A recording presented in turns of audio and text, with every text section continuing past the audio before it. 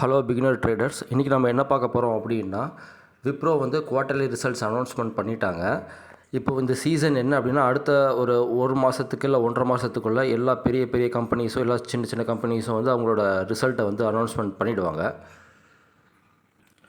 மீடியாவில் ஃபுல்லாகவே இதை பற்றி தான் அதிகமாக பேசிகிட்டு இருப்பாங்க. நம்ம பிகினர் ட்ரேடர்ஸ் என்ன பண்ணுவோம் அப்படின்னா, ஒவ்வொரு நாளைக்கும் ஒவ்வொரு ஸ்டாக் பேசும்போது நமக்கு டோட்டலாக வந்து மைண்டு டோட்டலாக கன்ஃபியூஸ் ஆகி எதை ட்ரேட் பண்ணணும், எதை வச்சுருக்கணும் ரொம்ப நேரமாக, எதை வந்து உடனே எக்ஸிட் பண்ணணும் அப்படின்றது டோட்டலாக கன்ஃபியூஸ் ஆகிடுவோம்.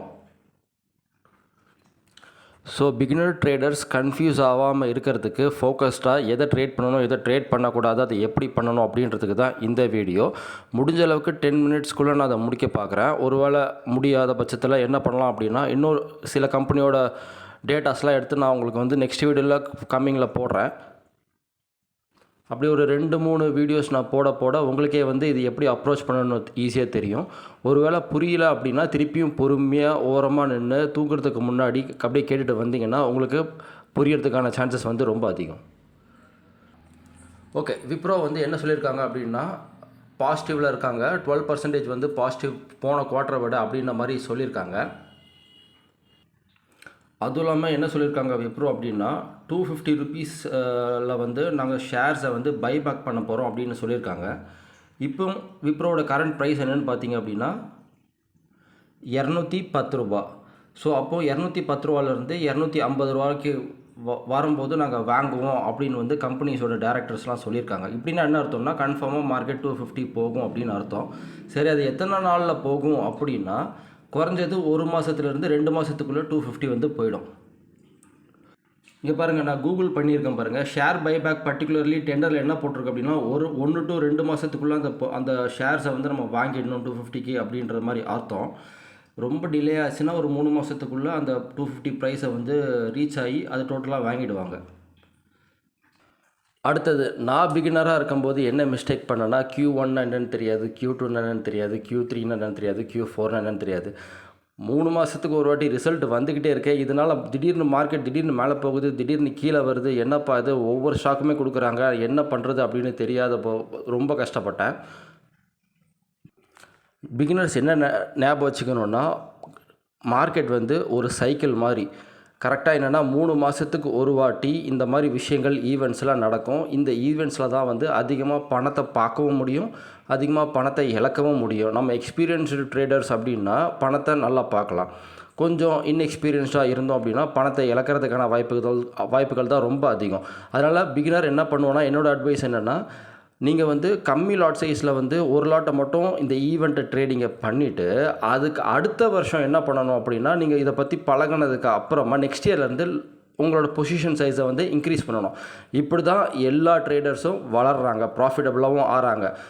வருஷத்தில் அவங்க இதெல்லாம் கற்றுக்கிட்டாங்க. அதுக்கப்புறம் இதோட நெளிவு சுழிவுலாம் புரிஞ்சுக்கிறாங்க. அதுக்கப்புறம் அதுக்கு அடுத்த வருஷம் தான் அதே ஃபார்மேட்டில் வரும்போது அடிக்கிறாங்க. ஞாபகம் வச்சுக்கோங்க.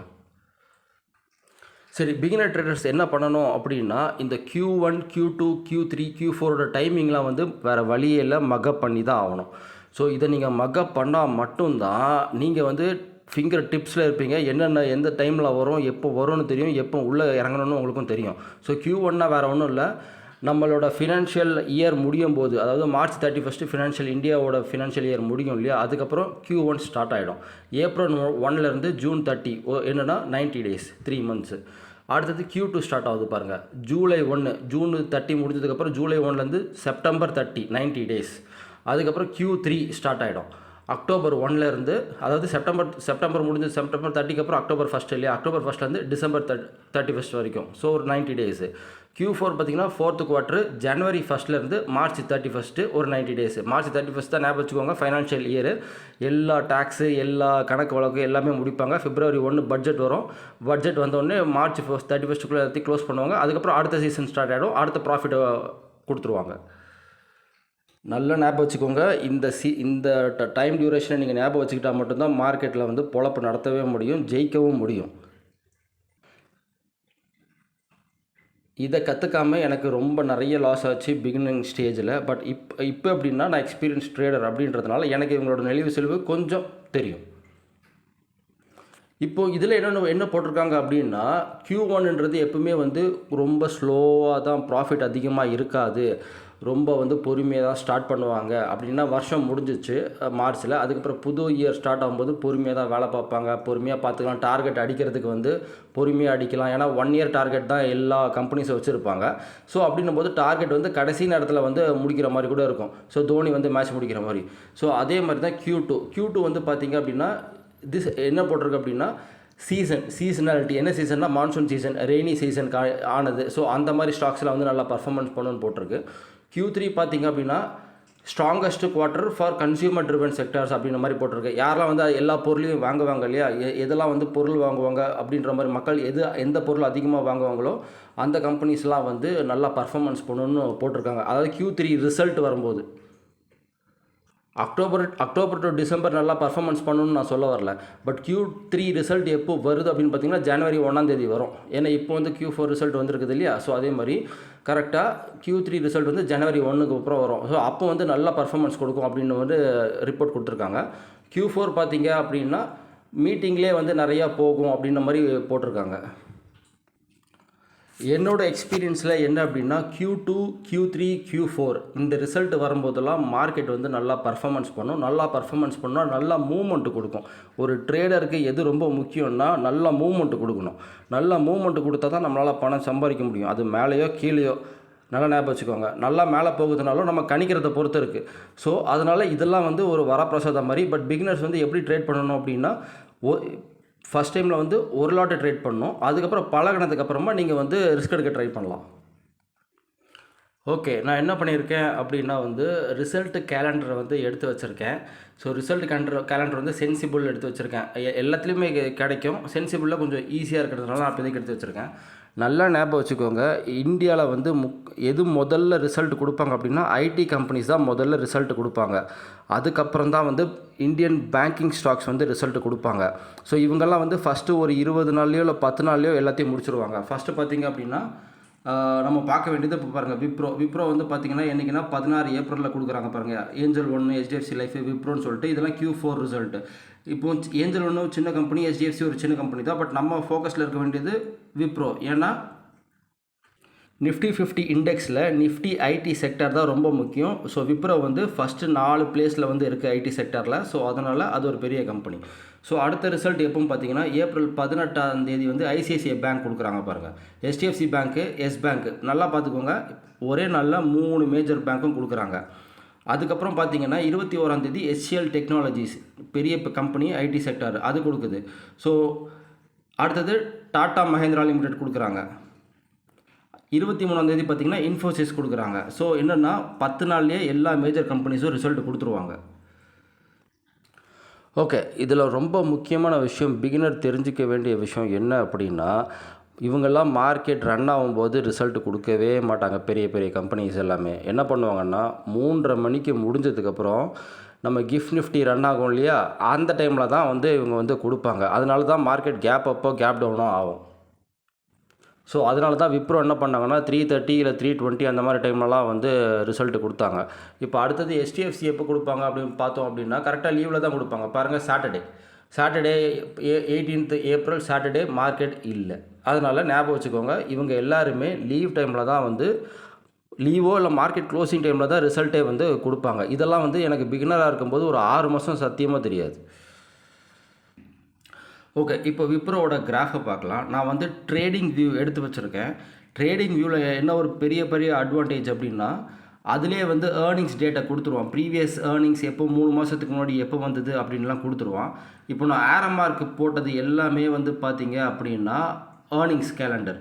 ஏர்னிங்ஸில் வந்து அவங்க ரிசல்ட் எப்படி கொடுத்துருக்காங்க அப்படின்றது தான் வந்து இப்போது நம்ம என்ன பார்க்க வேணும் அப்படின்னா இப்போ நமக்கு நல்லாவே புரியுது. என்ன அப்படின்னா இன்றைக்கி வந்து ஈவினிங் தான் வந்து மார்க்கெட் க்ளோஸ் ஆனவுடனே தான் மார்க்கெட் வந்து ரிப்போர்ட் பண்ணியிருக்காங்க.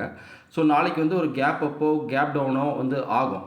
ஸோ அப்போ நீங்கள் நினைக்கும் போது என்னென்னா ப்ரீவியஸாக என்னென்னா என்றைக்கு வந்து கேப் டவுன் ஆகிருக்கோ ரிசல்ட்டுக்கு அடுத்த நாளில் அன்றைக்கி தான் வந்து ஒரு இன்ஸ்டியூஷனல் உள்ளே குதிச்சிருக்காங்க அப்படின்றது அர்த்தம். அப்போது அந்த இன்ஸ்டியூஷனல் கேண்டிலோட க்ளோஸும் லோ ஹை நீங்கள் மார்க் பண்ணிங்க அப்படின்னா அதுதான் support and resistance.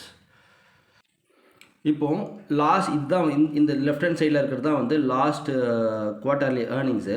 So result நல்லா இல்லை அப்படின்னோடனே அடுத்த 3 மாதம் வரைக்கும் மார்க்கெட் செல் ட்ரெண்டு போயிருக்கு பாருங்கள். ஓகேவா? அப்போது ரிசல்ட் நல்லா இருந்தால் தான் அடுத்த 3 மாதம் ஸ்டாக்கு மேலேயா கீழேயான்னு நம்மளுக்கு வந்து தெரியும்.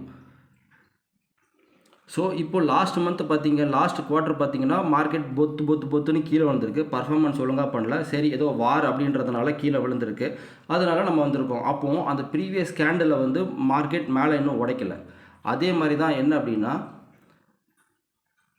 அதுக்கு முன்னாடி பார்த்தீங்கன்னா இந்த இடத்துல நான் மார்க் பண்ணியிருக்கேன். ஸோ இங்கே வந்து என்ன பண்ணியிருக்கேன்னா, நெக்ஸ்ட் டே வந்து ஒரு பெரிய செல்லிங் கேண்டில் வந்திருக்கு பாருங்கள்.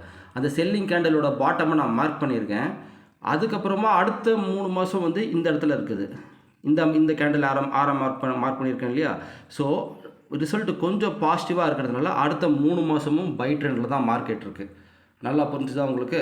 ஸோ அப்போது அந்த அந்த என்னென்னா அது இந்த சப்போர்ட்டுன்றது என்ன அப்படின்னா, ரிசல்ட் வந்து அடுத்த நாள் வர கேண்டில் தான் சப்போர்ட் அண்ட் ரெசிஸ்டன்ஸ். ஒரு ஸ்ட்ராங் சப்போர்ட்டாகவும் இருக்கும், ஸ்ட்ராங் ரெசிஸ்டண்ட்டாகவும் இருக்கும். இப்போது இந்த இடத்துல வந்து நான் இப்போ ஒரு மார்க் பண்ணுறேன். ஃபார் எக்ஸாம்பிள் இந்த கேண்டில் வந்திருக்கு. ஓகேவா? ஈவினிங்காக வந்து ரிசல்ட்டை வந்து அனௌன்ஸ்மெண்ட் பண்ணிட்டாங்க. நெக்ஸ்ட் டே தான் கேப் டவுன் ஆகிருக்கு, இன்ஸ்டியூஷன் வாங்கியிருக்காங்கன்னு வச்சுப்போம். அப்போது அந்த ஈவெண்ட் டேன்றது ரொம்ப ரொம்ப முக்கியன்றது நான் இப்போ உங்களுக்கு காட்ட போகிறேன். எப்படி அப்படின்னா, ப்ரீவியஸாக ஒரு ஈவெண்ட் டேயில் வந்து இந்த இடத்துல வந்து மார்க் பண்ணியிருக்கேன் பாருங்கள், ஒரு ரெசிஸ்டன்ஸு. ஸோ மார்க்கெட் அந்த ரெசிஸ்டன்ஸை தாண்டி மேலே போகவே இல்லை. பார்த்தீங்களா? ப்ரீவியஸாக ஒரு ரெசிஸ்டன்ஸ் வரைஞ்சிருக்கேன். அது எதுனா அது ஒரு ஈவெண்ட் டே, ஒரு இன்ஸ்டியூஷனல் வாங்கின நாள். அதனால் அதுக்கு மேலே வந்து மார்க்கெட் வந்து மேலே போகவே இல்லை. ஸோ நம்ம தான் வந்து ப்ரைஸ் ஆக்ஷன் அப்படின்றத பார்த்துட்டு இருப்போம். பட் இன்ஸ்டியூஷனல் என்ன நோட் பண்ணுவாங்க அப்படின்னா, என்னைக்கு நீ குவார்ட்டர்லி ரிசல்ட் கொடுக்குற அன்னைக்கு நான் நெக்ஸ்ட் டே பர்ச்சேஸ் பண்ணி அந்த கேண்டில் தான் நம்மளுக்கு வந்து ப்ரைஸு வந்து மேலே போகிறதோ கீழே போகிறதோ ரெசிஸ்டன்ஸோ சப்போர்ட்டோ அது வரைக்கும் தான் நம்ம ஓடிட்டுருப்போம் அப்படின்றது இந்த ட்ரிக்கையும் யூஸ் பண்ணுவாங்க இன்ஸ்டியூஷன். ஞாபகம் வச்சுக்கோங்க. ஸோ இப்போ இந்த இடத்துல பார்த்தீங்க அப்படின்னா ஒரு ரிசல்ட் வந்துருக்குது. ரிசல்ட் ஏரோ மார்க் போட்டிருக்கு. அது கீழே வந்து ஒரு பாட்டம் க்ரீன் கலர் கேண்டில் வந்துருக்குது பாருங்கள். அந்த க்ரீன் கலர் கேண்டிலில் வந்து ஒட்டியே நான் வந்து ஒரு சப்போர்ட் வரைஞ்சிருக்கேன். நல்ல ஓரளவுக்கு பாசிட்டிவ் நியூஸ் கொடுத்துருக்காங்க. மார்க்கெட் அடுத்த 3 மாதம் வரைக்கும் மேலே தான் போயிருக்குது. அதை கீழே உடைக்கவே இல்லை பாருங்கள். அந்த டே கேண்டில் அது என்ன நாள், நீ குவார்ட்டர்லி ரிசல்ட் கொடுத்த நாள் அப்படின்னு அவன் கரெக்டாக இன்ஸ்டியூஷனுக்கு புரியுது இல்லையா? ஸோ நல்லா ஞாபகம் வச்சுக்கோங்க. இதெல்லாம் முக்கியமான விஷயம். இது பிகினராக இருக்கும்போது யாரும் சொல்ல மாட்டாங்க. நானும் இப்படி தான் முழித்தேன். சரிப்பா, இப்போ நீ வந்து விப்ரோ வந்து பார்த்து இந்த மாதிரி சொல்கிற, இதே மாதிரி தான் எல்லா ஸ்டாக்குக்குமே இதே தான். நீங்கள் ட்ரேடிங் வியூவில் இந்த மாதிரி பாயிண்ட்ஸ் எல்லாம் போட்டு மார்க் பண்ணி 3 மாதம் டைம் டியூரேஷன்லாம் வச்சு போட்டிங்க அப்படின்னா உங்களுக்கே புரியும். சரி, இப்போ விப்ரோ எப்படி ஆகிறதுக்கு சான்ஸ் இருக்கா நெக்ஸ்ட் 3 மந்த்ஸ் அப்படின்னா, அவங்க தான் ஓப்பனாக சொல்லிட்டாங்களே 250 ரூபாவில் நான் வந்து ஷேர்ஸ் எல்லாம் கம்பெனி வந்து நாங்களே காசு போட்டு வாங்கிடுறோம் அப்படின்னு சொல்லிட்டாங்களே. அப்போ அடுத்த 3 மாதத்துக்குள்ளே இல்லை 2 மாதத்துக்குள்ளே 250 ரூபா போய் ஆகணுமே. அப்போ உங்களுக்கு புரியுதா இல்லையா? அப்போ ப்ரீவியஸ் ரெசிஸ்டன்ஸ் எங்கே இருக்குது பார்த்தீங்கன்னா 247 ரூபாவில் இருக்குது, 44 ரூபாவில் இருக்குது. ப்ரீவியஸாக வந்த குவார்ட்டர்லி ரிசல்ட் டே அதுதான், வேறு ஒன்றும் கிடையாது. ஸோ பிகினர்ஸ் நீங்கள் மனசுக்குள்ளே நினச்சிக்கிறது என்ன அப்படின்னா, நீங்கள் உங்களோட மனசில் என்னெல்லாம் நினச்சிருப்பீங்கன்னா ப்ரைஸ் ஆக்ஷன் தான் கெத்து, இண்டிகேட்டர் தான் கெத்து அப்படின்னு நினச்சிருப்பீங்க. கொஞ்சம் மனசை மாற்றிக்கோங்க. ஃபண்டமெண்டலில் தெரிஞ்சால் தான் ப்ரைஸ் ஆக்ஷன் ஒர்க் அவுட் ஆகும். இதை நான் ரொம்ப கஷ்டப்பட்டு கற்றுக்கிட்டேன். அதனால் ஒரு 50% ஃபண்டமெண்டல்ஸ்க்கு இம்பார்ட்டன்ஸ் கொடுங்க, 50% ப்ரைஸ் ஆக்ஷனுக்கும் இம்பார்ட்டன்ஸ் கொடுங்க அப்படின்றது தான் என்னோடய கருத்து. நிறைய பேர் ரொம்ப நல்லா வீடியோ போடுவாங்க, ப்ரைஸ் ஆக்ஷன் தான் கெத்து அப்படின்னு சொல்லிட்டு. பட் அதில் வந்து போய் உள்ளே விழுந்துடாதீங்க. இதில் நிறைய மெத்தட் இருக்குது ப்ரைஸ் ஆக்ஷனில். அதை வந்து ப்ராப்பராக கற்றுக்கணும். பட் இது வந்து நீங்கள் வந்து ஃபண்டமெண்டல் என்னென்ன பேசிக்ஸ்லாம் இருக்குதுன்னு தெரிஞ்சுக்கிட்டால் ப்ரைஸ் ஆக்ஷன் அதுவாக தானாகவே வந்து உட்காரும். பட் ப்ரைஸ் ஆக்ஷனும் ஒரு அட்வான்டேஜ் தான். வெறும் ஃபண்டமெண்டல்ஸை வச்சு நம்ம ட்ரேட் பண்ண முடியாது, ஃபண்டமெண்டல்ஸை வச்சு நம்ம டார்கெட் ஃபிக்ஸ் பண்ண முடியாது. ஆனால் ப்ரைஸ் ஆக்ஷன் வச்சு டார்கெட்டை ஃபிக்ஸ் பண்ணலாம். அதுலேயும் அட்வான்டேஜ் இருக்குது. அதனால் அதையும் குறை சொல்ல மாட்டேன். இது வந்து பிகினர்ஸ்க்கு ஒரு அவேர்னஸ் வீடியோ தான், மார்க்கெட்டை எப்படி அப்ரோச் பண்ணணுன்ட்டு. இன்னும் நான் வந்து இதுக்கு வந்து எப்படி எந்த மாதிரி மெத்தடில் ட்ரேட் பண்ணணும்னு சொல்ல, எனக்கு டைமும் இல்லை. இதுவே 14 நிமிஷம் ஆகிடுச்சு. ஸோ நான் என்ன பண்ணுறேன்னா, அடுத்த ஏதாவது ஒரு ஸ்டாக்கை வந்து எப்படி ட்ரேட் பண்ணலான்றதை நான் சொல்கிறேன். நீங்கள் இந்த வீடியோ பார்த்து புரியலன்னா திருப்பி பாருங்கள். நான் திருப்பி இதை போட்டுக்கிட்டே இருப்பேன் இந்த சீசன் முடிகிற வரைக்கும். ஸோ அதுக்கப்புறமா நீங்கள் என்ன பண்ணலான்னா, உங்களுக்கே மைண்ட் செட் வந்துடும் எப்படி அப்ரோச் பண்ணணுன்ட்டு. ஓகே ஃப்ரெண்ட்ஸ், நான் எழுதியிருக்கேன் பாருங்கள். ஈவெண்ட் ட்ரேடிங்கில் வந்து Q1, Q2, Q3, Q4 result candle தான் வந்து சப்போர்ட் அண்ட் ரெசிஸ்டன்ஸாக ஆக்ட் ஆகும். இந்தியன் மார்க்கெட்டை பொறுத்த வரைக்கும் ஐடி செக்டரும் பேங்க் செக்டரும் தான் வந்து டாப் மோஸ்ட்டு. ஸோ அதனால் என்னென்னா அவங்களோட ரிசல்ட்டு தான் வந்து முதல்ல ரிலீஸ் ஆகும், ஞாபகம் வச்சுக்கோங்க. அதுக்கப்புறம் வந்து ஸ்டாக்கோட குவார்ட்டர்லி ரிசல்ட் குட்டாக இருந்தது அப்படின்னா அடுத்த 3 மாதத்துக்கு, அதாவது அடுத்த குவார்ட்டர்லி ரிசல்ட் வரைக்கும் ஸ்டாக் வந்து மேலே அப் ட்ரெண்டில் தான் போயிட்டே இருக்கும். அதே மாதிரி ஸ்டாக்கோட ரிசல்ட் வந்து பேடாக இருந்ததுன்னா அடுத்த 3 மாதத்துக்கு, அதாவது அடுத்த குவார்ட்டர்லி ரிசல்ட் அடுத்த ரிசல்ட் வர வரைக்கும் மார்க்கெட் வந்து செல் ட்ரெண்டில் தான் இருக்கும். இந்த இப்போ விப்ரோ இருக்கிற மாதிரி. அதே மாதிரி இப்போ வந்து ஸ்டாக் ரிசல்ட் வந்து கொஞ்சம் மாட்ரேட்டாக இருக்குது, அப்படி மீடியமாக இருக்குது அப்படின்னா நெக்ஸ்ட்டு 3 மந்த்ஸை வந்து அடுத்த குவார்ட்டர்லி ரிசல்ட் வர வரைக்கும் மார்க்கெட் சைட்வேஸில் தான் இருக்கும், ஞாபகம் வச்சுக்கோங்க. இதை வந்து நீங்கள் ட்ரேடிங் வியூவில் வந்து தான் தெரியும், வேறு எதுலேயுமே வந்து தெரியாது. ஸோ ட்ரேடிங் வியூவில் அக்கௌண்ட் இல்லைனா அந்த ஆப்பை இன்ஸ்டால் பண்ணி இந்த அக்கௌண்ட்டை வந்து அது ஃப்ரீ தான், நீங்கள் ஓப்பன் பண்ணி இந்த மாதிரி இதை வந்து நீங்கள் ரிசர்ச் பண்ணி பண்ணலாம். நான் எப்படி ட்ரேட் பண்ணணுன்றது ஐடியா சொல்லலை, பட் எப்படி அப்ரோச் பண்ணணுன்னு தான் சொல்லியிருக்கேன். எப்படி ட்ரேட் பண்ணணுன்றது அடுத்த ஸ்டாக் ரிலீஸ் ஆகும்போது நான் சொல்கிறேன் என்னென்ட்டு. ஸோ பிகினர்ஸ்க்கு தேவையான இன்ஃபர்மேஷன் எல்லாமே வந்து நான் கீழே டிஸ்கிரிப்ஷனில் எழுதியிருக்கேன். ஸோ அதை பயன்படுத்தி படித்து நீங்கள் உங்கள் மார்க்கெட் நாலேஜை வளர்த்துக்கோங்க. இந்த வீடியோ பிடிச்சிருந்துன்னா please comment, share and subscribe. Thank you.